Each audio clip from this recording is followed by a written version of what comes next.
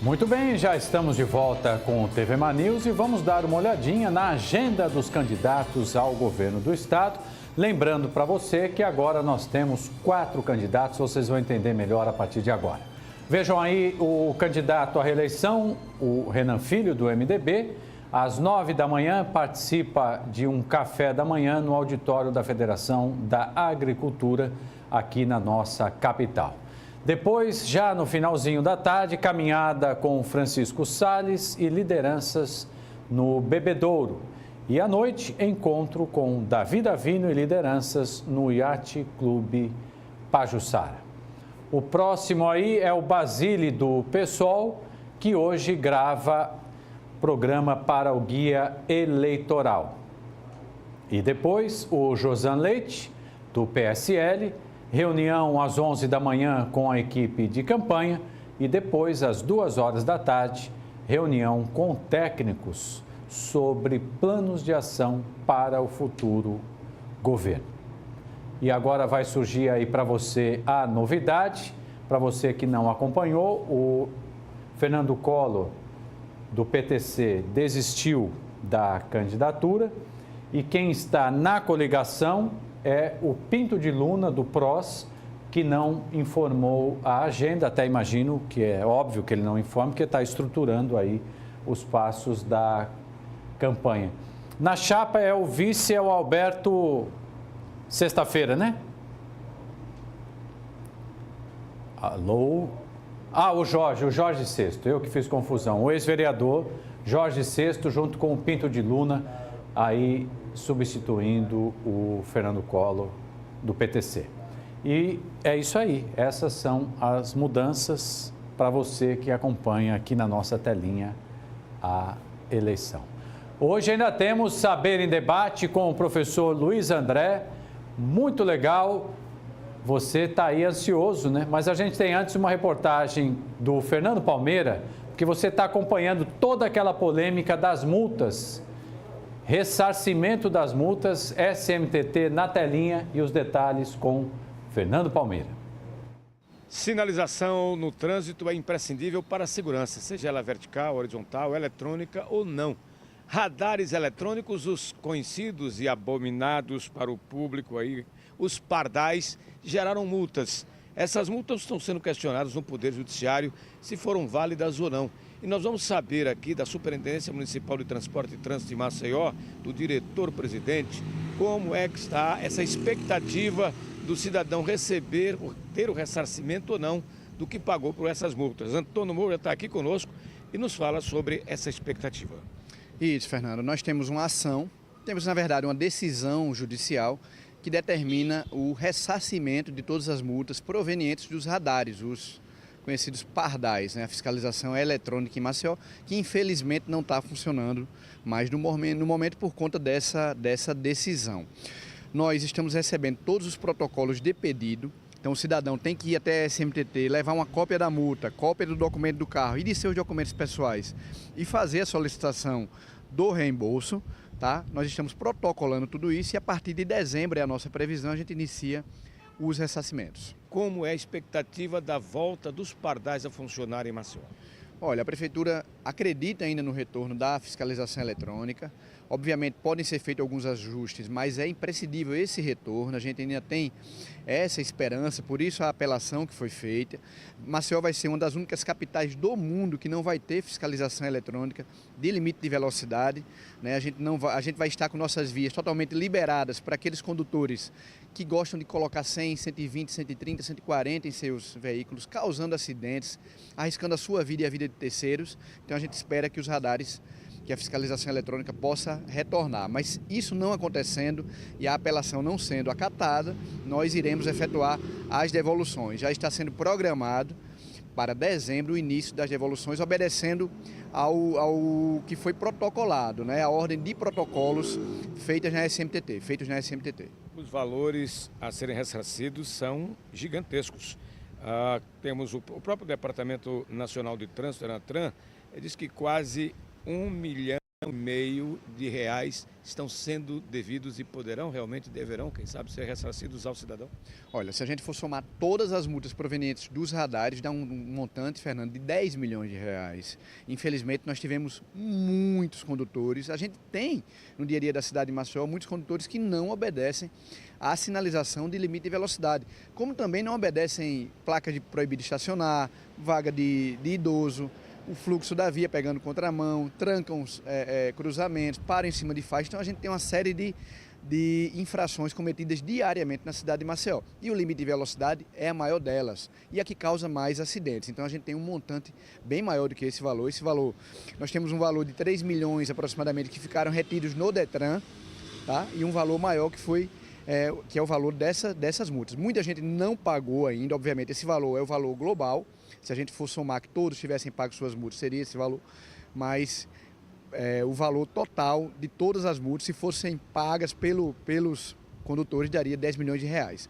Importante ressaltar, Fernando, quem não pagou ainda pode pedir a suspensão ao invés do ressarcimento. Pede a suspensão, com 72 horas essa multa vai sair do sistema. Nós temos aqui em Maceió nada menos do que 64 pardais espalhados aí em 25 pontos em toda a capital. Isso, são 64 equipamentos, 25 pontos, que são os pontos considerados mais críticos. E segundo o estudo, onde havia mais concentração de acidentes, então, volto a dizer, será importante o retorno da fiscalização eletrônica para que a gente tenha as nossas vias controladas no que diz respeito a limite de velocidade. Está aí, a questão está na justiça, recursos já praticamente estão se esgotando e a prefeitura, através da SMTT, está convencida de que deve devolver. Mas mais cedo ou mais tarde, os pardais estarão de volta para um controle melhor do trânsito e dar mais segurança e proteção à vida dos que transitam também na capital alagoana. Com as imagens do Chico Nogueira, Fernando Palmeira, para a TV Mar da organização Ardon de Melo, no canal 25 da NET. Muito bem, já estou aqui com o professor Luiz André em mais um Saber em Debate. E hoje tem live especial com foco no vestibular da Uninassal, é isso? Da Uninassal. Muito bom dia para todos, tá? Bom dia.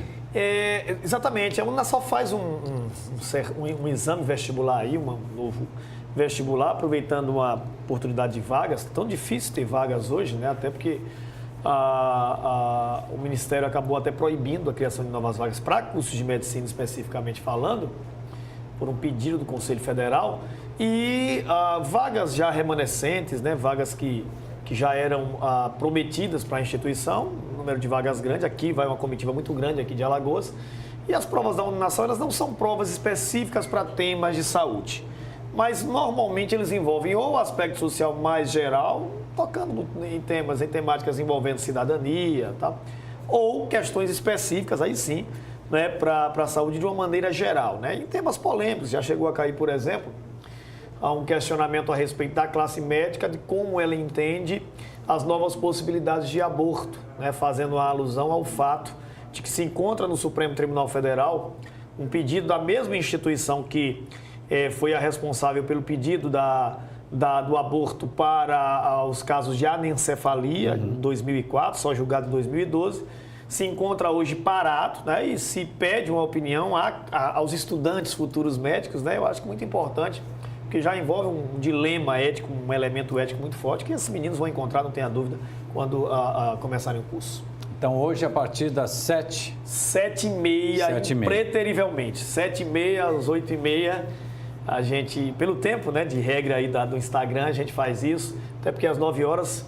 eu tenho que brilhar nos campos, tem um jogo de futebol e não tem como faltar. Que beleza. Talento de Luiz André.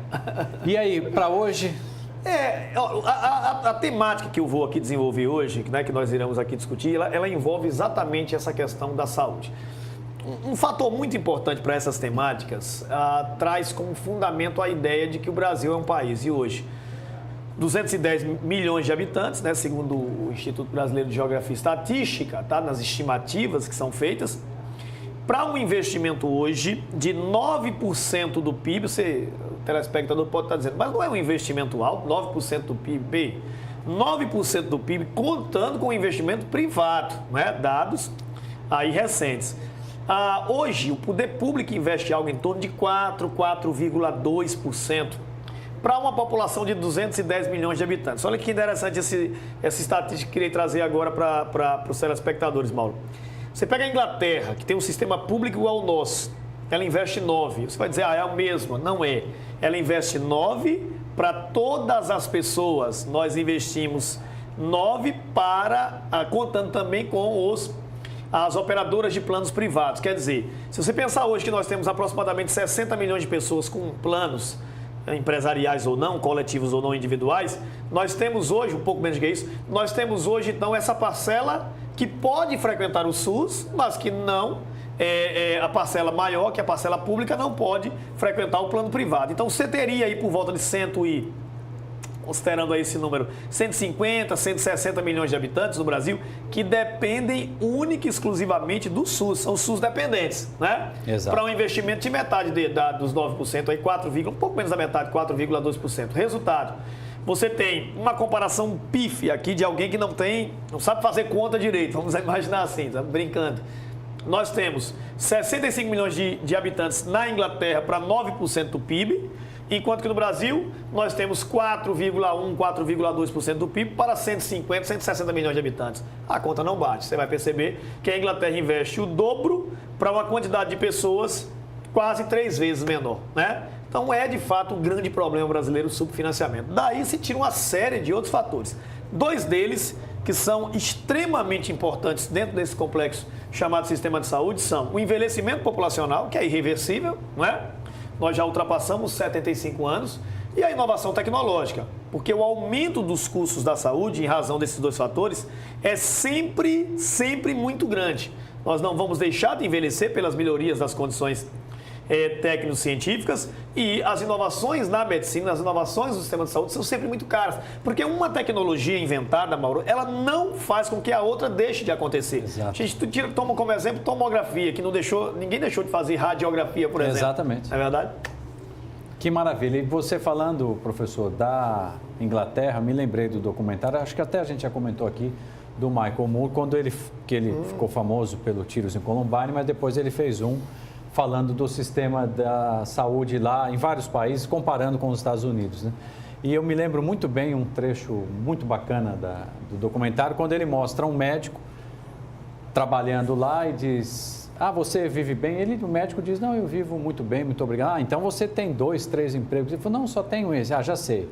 Você mora numa casa de aluguel. Aí mostra a casa do cara. O cara tem casa própria, tem carro, vive bem, feliz da vida com o trabalho que faz. Exemplo para nós. Tá faltando o Michael Moore para fazer uns documentários aqui, tá? Exatamente. Então, em cima disso que a gente vai trabalhar. Que bacana. Né? Então, a gente tem mais o quê? A gente tem aí todos os complicadores que serão detalhados. O tempo é curto, infelizmente, 1 hora não dá para a gente fazer um trabalho muito grande, mas é basicamente o que se mostra hoje, né, nessas propostas aí de Instagram.